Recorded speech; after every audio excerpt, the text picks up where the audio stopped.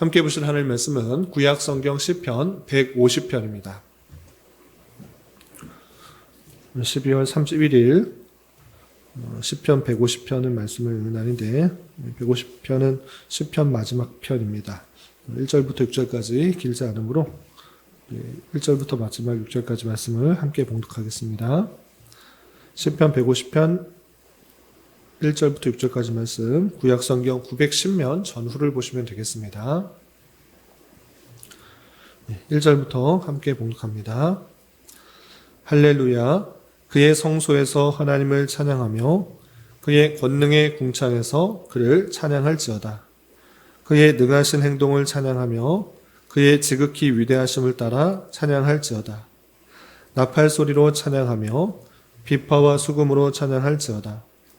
소고치며 춤추어 찬양하며 현악과 통소로 찬양할지어다. 큰 소리 나는 재금으로 찬양하며 높은 소리 나는 재금으로 찬양할지어다. 호흡이 있는 자마다 여호와를 찬양할지어다. 할렐루야. 아멘. 오늘 함께 살펴볼 하나님의 말씀은 시편 150편입니다. 시편 150편은 시편 146편부터 150편까지 이어지는 제3할례시의 마지막이자 또 시편의 제5권의 마지막, 그리고 시편 전체 150편 중에 마지막에 있는 그런 시편입니다. 맨 마지막에 왜 두었을까? 왜 이 찬양을 두었을까라고 했을 때 많은 학자들이 이 시편의 내용이 모든 찬송의 절정, 최고조에 이르기 때문에 이 시편을 마지막에 두어서 모든 것을 대단원을 마무리하며 하나님의 가장 영광 돌리는 그 모습으로 드러내기 위해서 이 시편을 맨 마지막에 두었다, 이렇게 생각하는 것입니다. 그러면 이 시편의 내용이 무엇이길래 또 맨 마지막에 두어서 그 찬송의 절정을 이렇게 두었을까 좀 생각해보는 시간을 갖도록 하겠습니다. 우선 시편 150편은 1절부터 6절까지 되어 있는데 내용을 잘 살펴보면 아주 또 논리적으로 잘 되어 있는 것을 볼 수 있습니다. 어떻게 되어 있는가 보시면 1절에서는 하나님을 찬양하자라고 할 때 어디서 찬양해야 되는지에 대해서 나와 있고, 또 2절에서는 왜 찬양해야 되는지에 대해서 나와 있고, 3절, 4절, 5절에서는 어떻게 찬송해야 되는지 나와 있고, 또 마지막 6절에서는 누가 찬양해야 되는지에 대해서 설명하고 있는 것입니다. 이렇게 찬양을 할 때 언제, 어디서, 또 어떠한 방법으로 왜 찬양해야 되는지 그 내용들을 아주 구체적이고 또 잘 표현함으로 말미암아 하나님께 마땅히 찬양해야 된다는 것들을 잘 보여주고 있는 것입니다. 그렇다면 한 절 한 절 좀 살펴보면서 또 교훈받도록 하겠습니다. 우선 1절에서 보시면 할렐루야라고 시작하면서 처음과 끝 할렐루야로 시작해서 마지막 할렐루야로 끝나는 할례시이고, 또 하나님을, 여호와 하나님을 찬송하자라고 시작과 끝을 맺으면서 왜 그러야 되는지를 표현하고 있는데, 1절에서는 그 장소에 대해서 이렇게 표현하고 있는 것입니다. 1절 보시면 그의 성소에서 하나님을 찬양하며 그의 권능의 궁창에서 그를 찬양할지어다 라고 표현하면서 성소에서 하나님을 찬송하고 또 권능의 궁창에서 하나님을 찬양해야 된다라고 표현하고 있는 것입니다. 그래서 장소적인 측면에서 성소와 궁창으로 표현하고 있는데, 그러면 하나님을 찬송할 때는 성소 안에서만 찬송하는 것이고 또 궁창에 있을 때만, 하늘에 있을 때만 찬송하는 것인가? 그것을 말하는 것이 아니고 어느 곳이나 다 찬송해야 된다라고 표현하는 것을 대표적인 그 상징 장소를 표현한 것인데, 성소는 어떠한 곳입니까? 하나님 앞에 제사 드리는 곳, 언약궤가 있는 곳이 성소인데, 그 성소를 생각할 때 이스라엘 백성들은 하나님의 발등상이다, 이렇게 표현하고 있는 것을 우리는 성경을 통해서 자주 접하게 되는 것입니다. 하나님께서 발이 있으시지도 않고 발등이 있으시지도 않으신 분이심에도 불구하고 어디에나 계시는 분이시지만 하나님께서 그 백성들 가운데 함께 있다는 것을 알려주시기 위해서 그 성소를 만들도록 했던 것입니다. 그래서 성소는 하나님께서 이 땅에 발을 딛고 있는 곳이다, 하나님께서 이곳에 계시다라는 것들을 잘 생각할 수 있는 곳이었던 것입니다. 그래서 성소에서 하나님을 찬송한다라는 것은 어느 곳이거나 하나님의 임재를 느끼고 하나님께서 이곳에 계신다라고 생각하는 그 공간에서 찬송하자라고 표현하고 있는 것입니다. 뿐만 아니라 그 궁창에서 그를 찬양할지어다라고 하는데, 그래서 궁창, 그냥 하늘에서 찬양하자 이렇게 표현한 것이 아니고 자세히 살펴보면 그의 권능의 궁창에서라고 표현하고 있는 것을 볼 수 있습니다. 그의 권능의 궁창이라는 것은 하나님께서 권능으로 궁창을 만드셨다라는 말이 표현되고 있는 것입니다. 그러면 궁창만 하나님께서 만들으셨는가? 그렇지 않고 이 하늘을 만드신 그 분은 이 세상 모든 만물을 그의 말씀으로 창조하셨다는 것을 아는 자인 것입니다.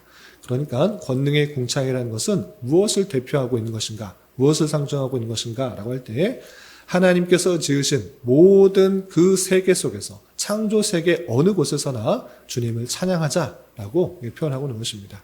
시편 기자는 하나님의 임재를 강력하게 느끼는 곳이나 그렇지 않고 하나님이 없어 보이는 것 같은, 아니 하나님이 안 계신 것 같은 그런 곳일지라도 하나님의 피조세계라는 것들을 기억하면서 어디에 있든지 간에 하나님을 찬송하자, 하나님을 찬양하자 이렇게 표현하고 있는 것입니다. 그리고 2절에서는 하나님을 왜 찬양해야 되는지를 이렇게 표현하고 있습니다. 2절 보시면 그의 능하신 행동을 찬양하며 그의 지극히 위대하심을 따라 찬양할지어다 라고 하면서 대표적인 두 가지 이유를 들었는데, 첫 번째는 그의 능하신 행동을 찬양하자, 두 번째는 지극히 위대하심을 따라 찬양하다 이렇게 표현하고 있습니다. 그러면 이 두 가지만 찬송하면 되는 것인가? 이것도 마찬가지로 하나님에 대해서 생각할 때 두 가지 대표되는 그 사건, 또 두 가지 대표되는 일로 찬양하자라고 하는 것인데, 첫 번째는 하나님의 능하신 행동이라고 표현하고 있는데 하나님의 사역이라고 생각하시면 되겠습니다. 우리가 성경을 이해하실 때 하나님을 존재와 사역으로 표현하는데, 하나님의 어떤 사역들이 있는가를 가만히 생각해 볼 때 창조 이전부터도 하나님께서는 예정과 작정을 하셨고 또 그 작정대로 창조하셨을 뿐만 아니라 그 뜻대로 하나님께서 신실하게 모든 것을 그의 주장하심에 따라 다스려 나가신다. 이것이 하나님의 놀라우신 능하신 행동인 것입니다. 하나님의 그 놀라운 사역들, 그 행동들, 그 행하신 그 모든 일들로 말미암아 찬양해야 된다라고 표현하고 있는데, 특별히 시편 기자는 능하신 행동이라고 표현하고 있습니다. 하나님께서 뜻하신 것을 정말 힘이 부족해서 어떤 도움이 필요해서 그 도움을 받아서 그 뜻을 이루어 나가시는 것이 아니라 하나님께서는 뜻하신 것을 반드시 어떤 도움 없이도 그 스스로 그 모든 것들을 주장해 나가신다. 힘과 어떤 도움들이 부족하여서 사람들의 기도와 사람들의 정성과 사람들의 공로가 필요한 것이 아니라 하나님의 그 전능하신 능력으로 그 뜻을 신실하게 이루어 나가신 것을 깊이 깨달은 그 시편 기자는 하나님의 그 능하신 행동을 인하여 찬양하자 이렇게 표현하고 있는 것입니다.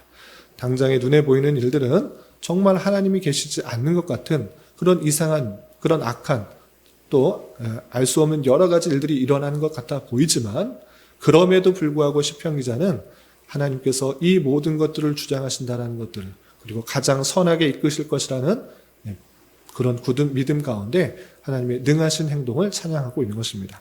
그리고 두 번째 이유는 무엇인가 라고 할 때 지극히 위대하심을 따라 찬양할지어다 라고 표현하고 있습니다. 지극히 위대하심, 이것은 하나님의 존재, 하나님의 속성과 관련된 표현인 것입니다. 하나님은 위대하시다. 하나님께서는 그 모든 것들을 위대하시고 또 선하게 또 여러 가지 하나님의 속성에 따라서 지극히 선하시고 아름다우시고 전능하시고 또 무소부재하신 그 놀라운 위대함신들을 알고 있는 자로서 그 하나님의 그 놀라우신 속성, 그 존재에 따라서 하나님을 찬양하자라고 표현하고 있는 것입니다. 시편 기자는 하나님의 존재와 또 사역들을 아는 자로서 마땅히 하나님을 찬양하자라고 하는 것입니다. 부족하고 또 제한적인 그런 인간으로서는 하나님에 대해서 다 이해할 수도 또 깨달을 수도 없지만, 하나님의 그 위대하신 그 놀라운 속성을 아는 자로서 마땅히 찬양해야 된다라고 표현하고 있는 것입니다. 또한 3절과 4절, 5절에서는 그 찬양의 방법에 대해서 이렇게 표현하고 있습니다. 쭉 보시면 나팔 소리로 찬양하며 비파와 수금으로 찬양할지어다. 소고치며 춤추어 찬양하며 현악과 퉁소로 찬양할지어다. 큰 소리 나는 재금으로 찬양하며 높은 소리 나는 재금으로 찬양할지어다 라고 표현하고 있습니다. 찬양하는 방법에 대해서 나팔 소리, 비파, 수금, 또 소고치며 춤추며 현악과 퉁소로 큰 소리 나는 재금, 높은 소리 나는 재금으로 찬양할지어다 이렇게 표현되어 있으니 우리는 성경을 존중하고 성경 말씀 그대로를 지켜야 하기 때문에 문자 그대로 오늘날 예배 드릴 때는 나팔, 비파, 수금, 소고, 현악, 퉁소, 또 큰 소리 나는 재금, 높은 소리 나는 재금, 춤추면서 예배해야 된다. 이렇게 말하는 것은 성경을 제대로 해석하고 이해하지 못하는 것입니다. 성경에 나와 있다라고 해서 그대로 다 문자 그대로 적용해야 되는 것이 있는가 하면 그렇지 않고 이것이 뜻하는 것이 무엇인지를 잘 깨달아 적용하는 것이 필요한 것입니다. 특별히 구약시대에 드렸던 그 제사제도의 여러 가지 것들, 절기의 여러 가지 것들, 그것을 오늘날 그대로 문자 그대로 지키지 않습니다. 그것이 뜻하는 것이 무엇인지를 잘 깨달아 예수 그리스도를 예표하고 있는 것이었구나. 예수님께서 모든 절기와 제사제도를 완성시키셨기 때문에 그 예수님에 대해서 잘 깨달으면 되는 것과 마찬가지로 이 지금 악기들에 대해서 말을 하는 하나하나 목록을 든 이유는 무엇이냐면 이때 당시 다윗이 만들었던 그 찬양대가 갖고 있던 악기들, 그 악기들을 다 가지고 어떤 한 사람도 빠지지 않고 그 모든 갖고 있는 그 악기들을 동원하여서 하나님을 찬송하자라고 표현하고 있는 것입니다. 이 말의 뜻은 무엇인가라고 할 때 자기가 갖고 있는 그 달란트, 은사들, 할 수 있는 것, 그 모든 것을 동원하여서 하나님을 찬송하자 이 말을 하자는 것입니다. 여기서 찬송할 때는 무조건 이런 악기, 소고나 나팔, 재금 이런 것들을 하나씩 다 가지고 자기가 가질 수 있는 것을 가지고 와서 그걸 악기 연주하면서 찬양하자 이것을 말하는 것이 아니고 하나님께서 맡겨주신 그 일들에 대해서 그것을 가지고 하나님을 찬송하는 일로 삼아야 된다. 이것을 표현하고 있는 것입니다.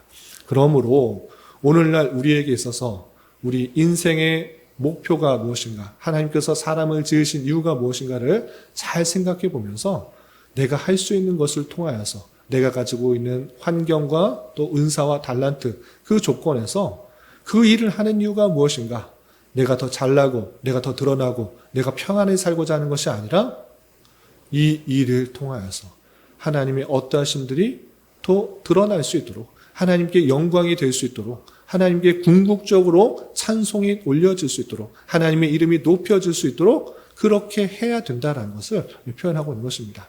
이런 줄 알아? 이 말씀에 따라 학생이 열심히 공부하는 이유, 또 직장인들이 회사 생활을 열심히 하는 이유, 또 주부나 가정에서 일하는 그런 사람들이 또 가사 생활을 열심히 해야 되는 이유, 그 모든 이유들이 그냥 나 평안히 살고자 또는 먹고 살고자 나를 위해서가 아니라 하나님의 영광을 위해서 하나님을 높이는 것이 될 수 있어야 되는 것입니다. 이렇게 어떤 방법으로 찬송해야 될 것인가, 나는 찬양팀에 들어와서, 아니 성가대에 들어와서 찬양 리더, CCM 가수 이런 것이 되어야지만 하나님을 찬송할 수 있다, 이런 것이 아니라 아무런 악기가 없을지라도 내게 주어진 것, 내가 주어진 자리에서 그 하는 일에 하나님께 찬송이 돌려질 수 있도록, 하나님의 이름이 높여질 수 있도록 하는 일이 되어야 된다라고 표현하고 있는 것입니다. 그 방법적인 측면에서 할 수 있는, 가지고 있는 그 모든 것들을 동원하여서 하나님을 찬송하자라고 말하고 있는 것이고, 또 맨 마지막에서는 누가 찬송해야 되는가 이렇게 표현하고 있는 것입니다. 6절 보시면 호흡이 있는 자마다 여호와를 찬양할지어다 할렐루야라고 표현하고 있습니다. 호흡이 있는 자, 호흡이 없는 자는 누구입니까? 죽은 사람입니다. 죽은 이후에는 아무리 찬송하려고 할지라도 지옥에 있다. 그러면 그것은 온전히 찬송할 수가 없는 것입니다. 호흡이 달려있는 이유가 무엇인가? 사람에게 생명을 주신 이유가 무엇인가? 그 이유를 더욱더 잘 생각해 보면서 하나님께서 나를 호흡이 있는 자로, 살아있는 존재로, 특별히 인간으로 만들어주셔서 하나님의 형상으로 만들어주셨다라는 것 느끼고 생각하고 판단하고 감정을 가지고 오늘 하루도 살아갈 수 있다라는 그 놀라운 은혜를 받은 자로서 우리는 마땅히 여호와를 찬송할지어다 라고 표현하고 있는 것입니다. 이런 말씀에 따라 우리가 찬송해야 될 이유와 장소와 또 방법에 대해서 또 잘 살펴본 것 같이 오늘 하루 살아가면서 또 한 해를 마무리하면서 내년을 맞이하고 또 남은 한 평생 살아가면서 내가 살아가는 이유와 목적들 그것들을 잘 기억하며 하나님을 찬양하고 주님께 영광을 돌리기에 힘쓰는 그런 삶의 모습으로 살아가야 될 것입니다. 이런 은혜가 저와 여러분 우리 모두에게 있기를 진심으로 기원합니다. 기도하겠습니다. 하나님 아버지 감사합니다. 오늘 말씀을 통하여 모든 장소에서 모든 것을 가지고 모든 사람이 주님을 찬양하도록 촉구하는 시편의 말씀을 대하였습니다. 이런 말씀을 대하는 자로서 하나님의 전능하심과 지극히 위대하심을 잘 깨달아 주님을 더욱더 찬양하는 자 되게 하여 주시고 우리가 가진 모든 것, 또 할 수 있는 모든 것들을 통하여 하나님을 더욱더 높이는 자 되게 하여 주시며 우리가 살아가는 이유와 목적 또한 하나님께 영광을 돌리며 주님의 어떠하심들을 잘 드러낼 수 있는 자가 될 수 있기를 기도하며 나아가는 자 되게 하여 주시옵소서. 주님, 올 한 해도 은혜 가운데 지냈습니다. 가장 필요한 것으로 채우시고 인도하신 줄 믿고 참으로 감사하게 하여 주시고 새로운 마음으로 2025년도를 시작할 수 있는 자 되게 하여 주시옵소서. 주님, 특별히 이 나라가 많은 혼란과 어지러움, 죄악과 타락 가운데 있사오니 주님 긍휼을 내려주시옵고 자유와 민주와 평화 속에 이 나라가 온전히 통치되게 하여 주시며 또한 비행기 추락사고로 많은 희생자가 발생하여 유족들의 많은 슬픔이 있사오니 주님 긍휼히 여겨주시고 사고 수습이 잘 되어 다시는 이런 인자와 같은 사고가 나지 않도록 인도하여 주시고 유가족들에게 주님의 평안이 함께할 수 있도록 은혜를 더하여 주시옵소서.